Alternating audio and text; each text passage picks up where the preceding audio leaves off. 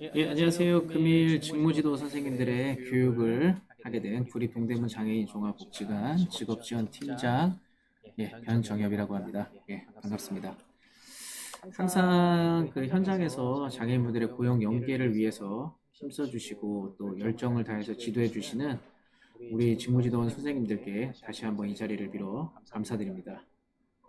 오늘 교육은 신입 직무지도 이제 선생님분들을 위한 교육으로서 아직 현장 경험이 많지 않아서 어떠한 상황이 발생하였을 때 현장에서 어떻게 대처하고 또 반응하고 지도해야 하는지 어려움을 가지고 계시는 그런 선생님들을 위한 교육 자리입니다.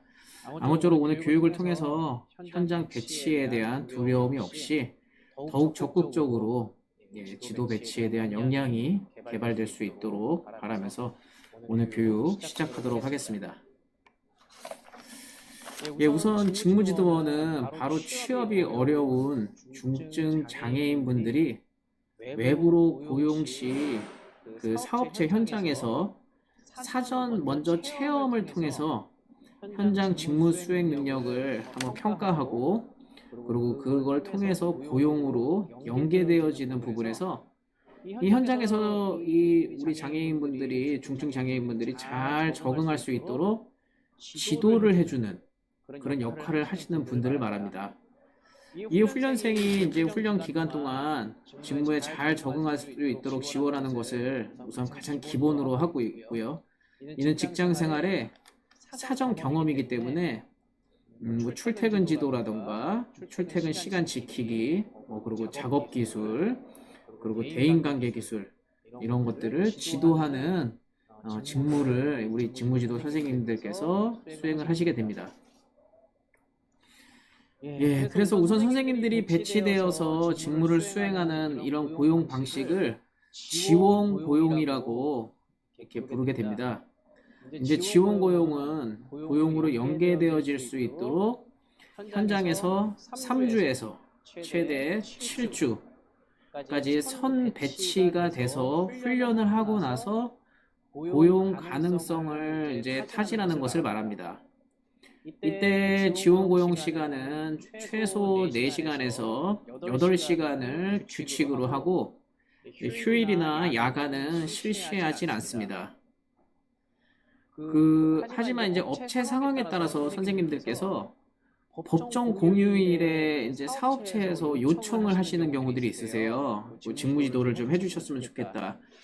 이럴 때는 꼭 담당 이제 기관의 선생님한테 말씀을 해주셔야 되고, 이때는 수당이 시간의 근무 수당의 개념으로 해서 1.5배의 그 기준으로 해가지고 준하여 지급하게 됩니다. 지원 고용 말고도 이제 취업 후 적응 지도에도 이제 직무지도 선생님들께서 배치되는 경우가 있으신데요. 이거는 취업 후 적응 지도는 이제 고용이 되었음에도 불구하고 사업체의 적응도가 완벽하게 이루어지지 않을 시에 지원하는 것을 이야기합니다. 지원 고용보다는 조금 더 디테일한 직무 지도가 들어가게 되고 이 취업 후에 일어나는 문제점 위주로의 지도가 들어가게 됩니다. 이제 사업체의 근무 조건에 맞춰서 직무지도원 분들께서 이제 직무지도를 수행을 하게 되고 최대한 6개월까지 진행을 하게 됩니다. 직무지도원 분들의 요건은 다들 잘 알고 계신 사항이어서 아마 자료를 참조하셔가지고 보시면 될 것 같은데 여기서 가장 중요한 것은 보건증을 필히 발급받으셔야 된다는 것이고 항상 보건증에 대한 갱신을 신경 써서 해주셔야 된다는 겁니다. 중증장애인분들이 이제 취업하는 직종들이 대부분 보건증을 요하는 직무가 많은 만큼 보건증을 소지하고 계셔야 바로 직무 투입이 가능하실 수 있기 때문에 보건증 미소지자는 우선순위에서 밀릴 수가 있음을 알고 계셔야 될 것 같고요. 이런 부분들을 꼭 숙지를 하시고 신경을 써주셔야 직무지도 배치 시에 바로 적용을 해서 현장에 배치되실 수 있는 부분들 꼭 숙지해 주시기 바라겠습니다. 그럼 직무지도원들은 어떤 이제 지식을 좀 갖추시고 계시는 게 좋은지 말씀을 드리겠습니다. 우선 직무지도를 하시기 위해서는 장애에 대한 이해가 필수적입니다. 그렇기 때문에 우선 장애인 고용공단 그 EDI라고 하는데 들어가시면 각 장애 유형별 특성에 대한 교육 자료가 다 있습니다. 그래서 지적, 자폐성, 그리고 정신장애에 대한 교육 부분들을 이제 선택을 해서 들으시면 될 것 같고요. 다음으로는 이제 훈련 장애인분들이 배치될 직무에 대한 이해가 이제 필요로 되어지기 때문에 뭐 공단의 이제 그 사업체에 대한 직무 분석을 해놓은 직무 분석표를 참조하신다거나 그것이 어려울 때는 사업체의 홈페이지나 관련 직무에 대한 검색을 통해서 사전에 좀 숙지를 하고 가시는 게 이제 직무 지도를 하시는데 더 이렇게 유리하고 좀 편하실 걸로 생각이 듭니다. 기타 이제 훈련생에 대한 정밀한 관찰, 그리고 직무 조정자가 해야 할 역할, 이러한 부분들, 그리고 훈련생 수준에 맞는 지도 기법, 그리고 훈련생과 좋은 관계를 형성하는 방법이라던가 형성하는 것, 그리고 사업체 주변 근로인들과의 좋은 관계 형성을 하는 방법들, 그래서 즉 사회적 관계 형성의 방법 등을 사전에 숙지를 하시는 게 좋습니다. 우선 여러분들께서 아마 직무지도를 하실 때 중증장애로 많이 하시게 되기 때문에 대부분은 지적 자폐성, 이제 정신장애인 분들로 많이 하시게 되는데요. 그래서 우선 먼저 장애 유형별 특성을 조금 살펴보게 되면 우선 지적장애에 대해서 간단하게 말씀을 드리면 지적장애는 지적 수준이 지체되어 있어서 사회적인 적응에 어려움을 갖는 자를 말합니다. 대부분 이제 성인이 되면서 어느 정도 기능 수준이 이제 호전이 된 그런 지적 장애인분들이 취업으로 연계되어지기도 하지만 사업체에서의 직무 수행 및 환경 적응에서 그 제한점 또한 생기기도 합니다. 그래서 이제 지적장애 직업적 특성이나 이런 것들을 보게 되면 낮은 지적 능력 때문에 학습이라던가 사회적인 적응, 일상생활 등의 제약 요소가 좀 있게 되고 일반적인 수준의 사고나 추론이나 기억 이런 능력들의 제한을 갖기 때문에 외부 사업체에서 직무 배치가 됐을 때 그런 부분들에서 좀 제한점을 갖기도 합니다. 그런 부분들이 있다 보니까 직업적으로 이제 제한을 갖는 게 왜 얘는 이걸 못하지라고 이해하시는 게 접근하시면 안 되고요. 원래 지적장애가 좀 그런 요소들이 있는 게 물건의 수량 파악을 하는 걸 좀 어려워하는 친구들도 있고 영어라던가 숫자 변별 그리고 직무에 필요한 이제 용어라던가 인사말, 즉 암기를 해야 되는 거 이런 것들에서 조금 어려움을 가지는 경우들도 있고요.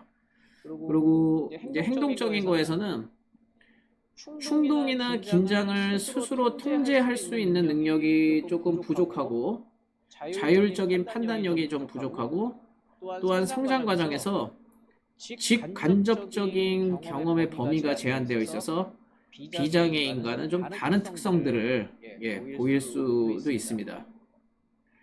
그 예로 이제 들면 뭐 직장 동료라던가 동료 관계라던가 대인 서비스 직무에서 상대방의 이제 감정을 공감을 한다거나 상대방에 대한 반응을 하는데 조금 어려움을 보이는 친구들도 있어요. 그래서 처음 만나는 사람과의 적절한 관계 형성 그리고 비언어적 상황에 대해서 좀 파악을 하는 게 직무지도 선생님들께서 어려우실 수도 있기 때문에 이런 부분들을 사전에 먼저 좀 파악을 하셔서 동료들을 이해시킨다거나 아니면 이 친구 우리 이제 배치되어 있는 근로장애인 분들한테 접근하실 때 그런 문제점들에 대해서 사전에 먼저 파악을 하셔서 접근을 하시는 게 좋을 걸로 보여집니다.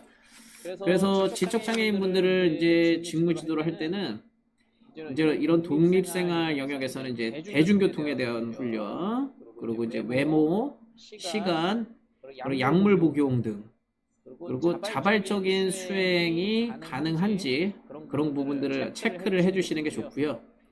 작업 수행에 있어서는 근무 규칙을 이제 준수하는 거, 그리고 언어적인 부분, 그리고 동작적인 지시 수용을 잘 이제 가능하게 판단해서 하는지 그런 것들을 체크해보고 지도하는 쪽으로 접근하시는 게 좋을 것 같습니다. 그리고 이제 사회적 기능에서는 동료와의 이제 관계 형성 능력을 이제 우선 한번 사전에 판단을 해보셔야 되고, 그래서 그런 것들에 대해서 이제 지원하고 기타 보호자와의 소통 등에 중점을 두고 지도를 하시면 될 것 같습니다.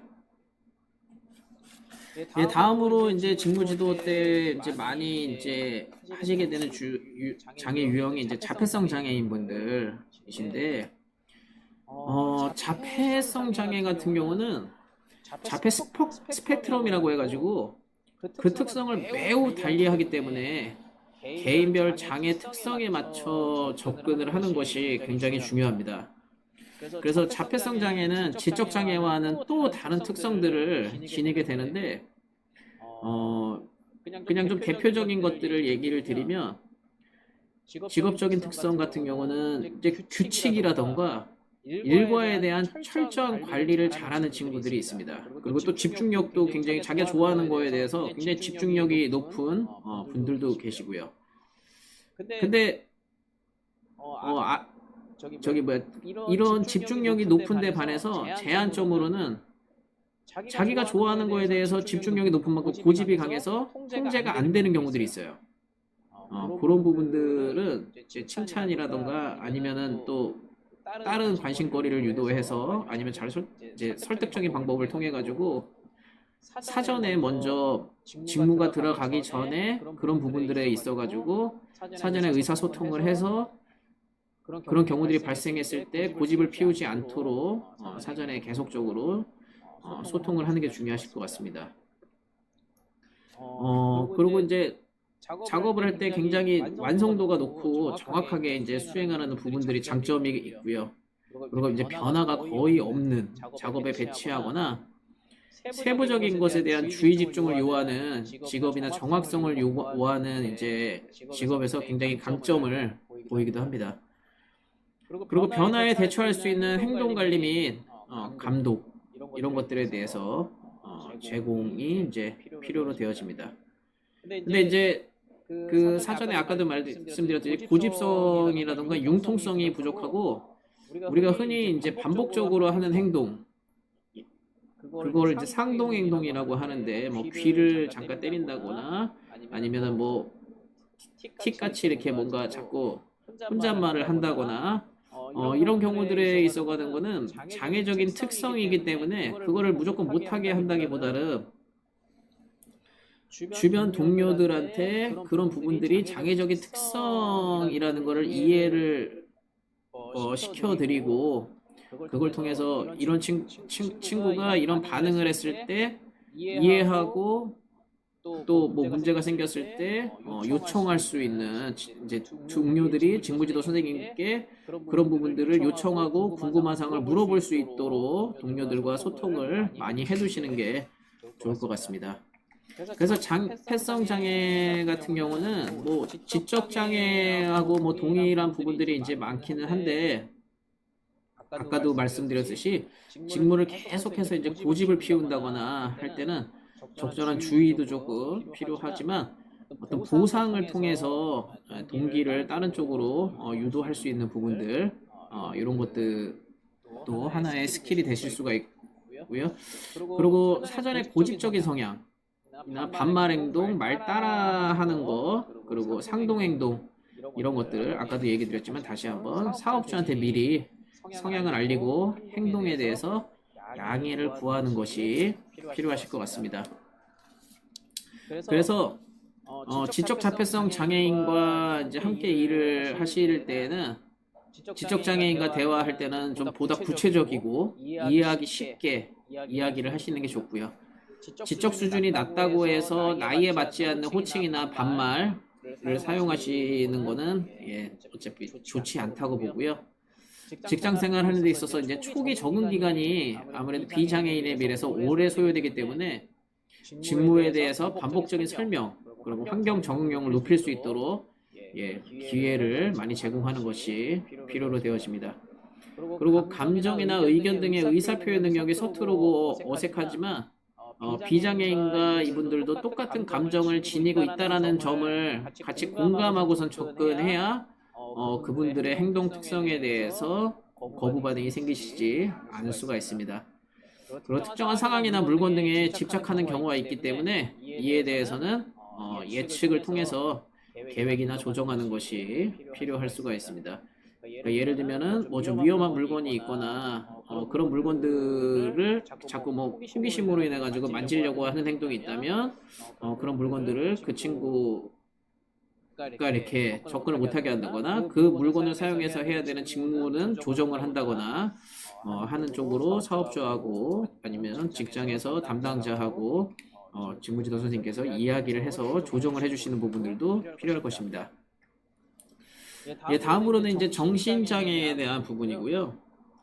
정신장애인 분들은 우선적으로 지적장애하고의 차이는 지적장애는 지적 수준의 문제가 있지만 정신장애는 지적 수준의 문제를 가지고 있는 분들은 아닙니다. 그래서 심리적, 정신적인 문제로 인해서 사회활동에 이제 제약을 받는 그런 분들을 이제 이야기를 하는데요.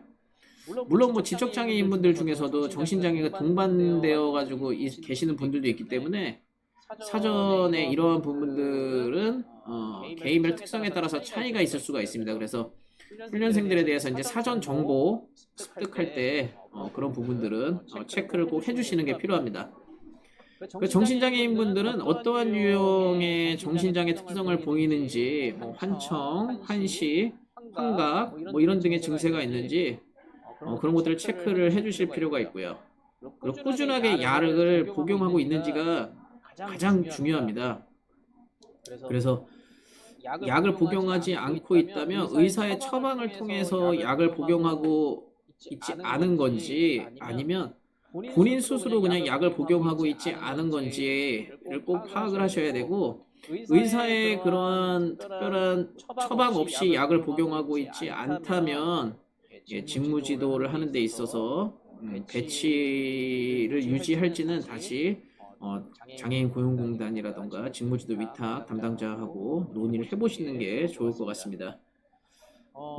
그동안 제가 정신장애인분들 이렇게 취업을 이렇게 시도해봤을 때는 초기에는 굉장히 이렇게 의욕적이고 적극적인 태도로 되게 이렇게 임하세요. 그래서 이제 정신장애인분들에 대한 이제 그 경험이 없으신 분들은 처음에는 굉장히 잘할 것 같고 믿음이 가고 막 이렇게 하는데 중도에 갑작스러운 이제 감정 기복이 이제 있을 때 그럴 때는 갑작스럽게 연락이 안 되거나 그 완전히 연락이 두절된 상태에서 출근을 안 하신다거나 하는 상황들이 발생을 할 수 있기 때문에 사전 훈련생이나 그 사업주하고의 미팅 시에 서로 간의 약속이나 규정 이런 것들을 만들어서 못 나올 시에는 연락을 준다거나 기본 규율을 먼저 만들어서 할 필요가 있고 만약에 그렇게 돼서 안 나올 때는 어떠한 앞으로의 이제 제재가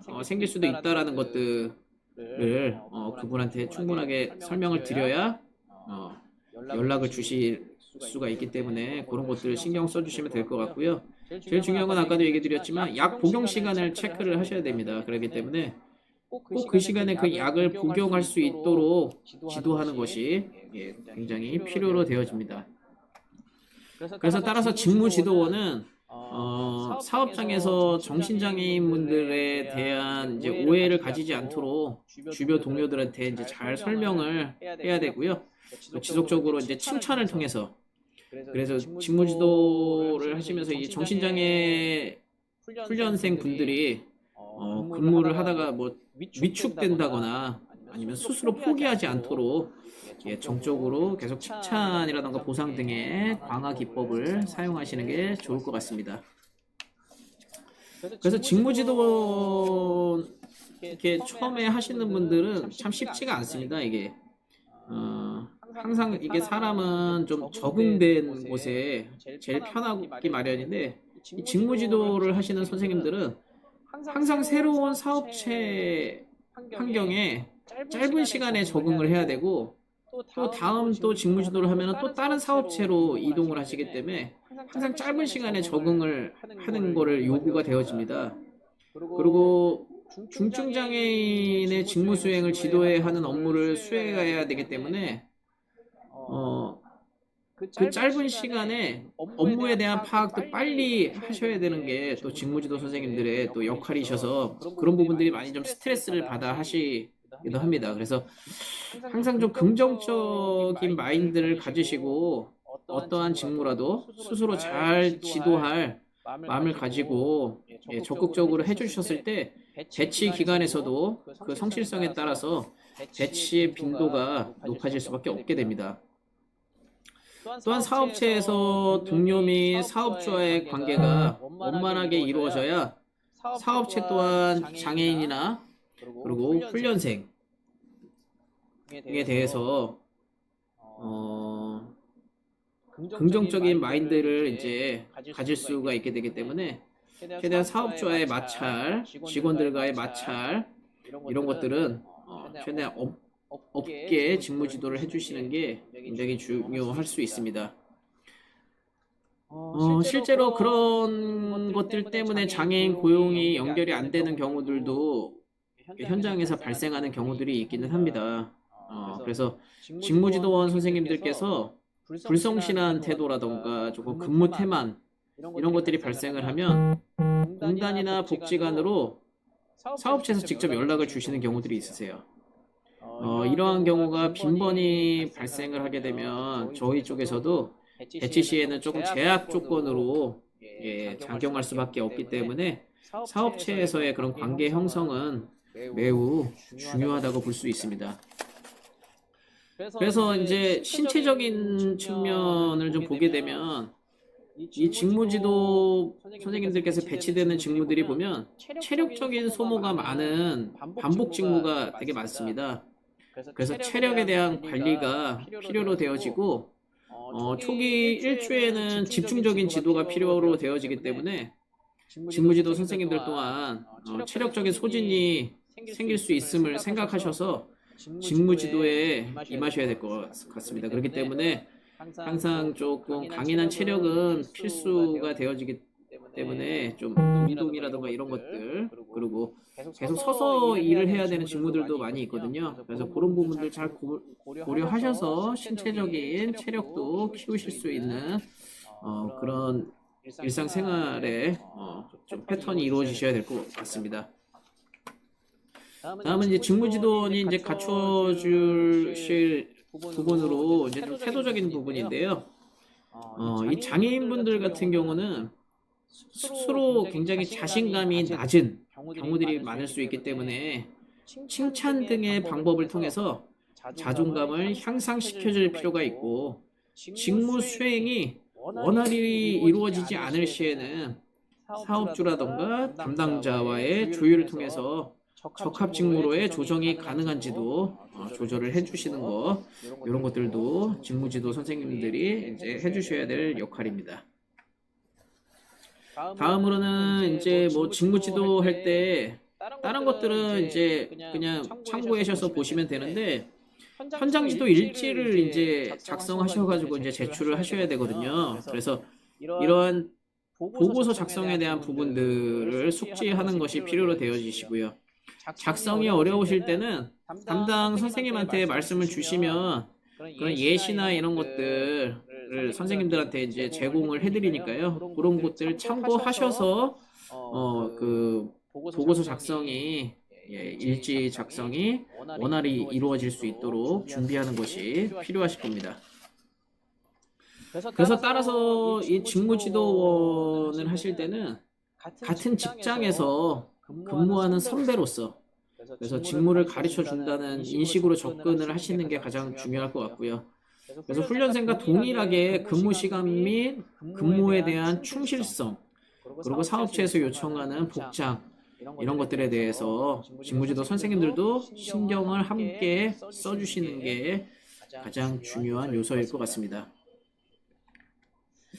직무지도 선생님들 같은 경우는 유의하실 사항이 우선은 훈련 시작일이라던가 종료일에 대해서 공단 담당자하고 사업 내용을 이제 전달을 받게 됩니다. 그래서 시작일이나 종료일 이런 것들을 정확하게 다 숙지를 하고 계셔야 될 것 같고요. 그리고 훈련 시작일이나 종료일이 사업체에서 그러니까 시작일은 대부분 공단이나 저희 기관을 통해서 복지관을 통해서 이제 안내가 나가지만 종료일이 사업주가 연장을 원하시는 경우가 있거나 중도에 스탑되는 경우들이 있으시거든요. 그럴 때는 공단에 장애인 고용공단에 꼭 그 내용을 전달을 해주셔야 저희가 행정 처리를 정확하게 할 수 있다라는 부분들 꼭 숙지해 주시기 바라고요. 일주 이상 이제 장기적으로 계속 이제 진행이 될 때 주 단위로 공단 담당자라던가 이런 부분들한테 중간중간 사업체에서 있는 일들 그런 것들을 이제 좀 전달을 해주시면 될 것 같습니다. 저희가 좀 가장 어려운 부분들 중에 하나인데 이 장애인 고용 채용에 대한 부분을 직무지도 선생님들께서 자체적으로 판단을 해서 사업주분하고 채용 여부를 논의를 하시는 경우가 있으세요. 이런 부분들은 굉장히 조금 주의를 해주셔야 되는 부분이고 위험할 수도 있는 부분이어서 채용 여부는 공단에서 장애인 고용공단에서 사업주를 직접 담당자가 사업주를 직접 만나서 결정을 하는 상황이기 때문에 그리고 거기서 일어났던 변수들에 대한 조정도 공단 담당자가 조정하는 부분이기 때문에 그런 부분들은 조금 삼가를 부탁드리겠습니다.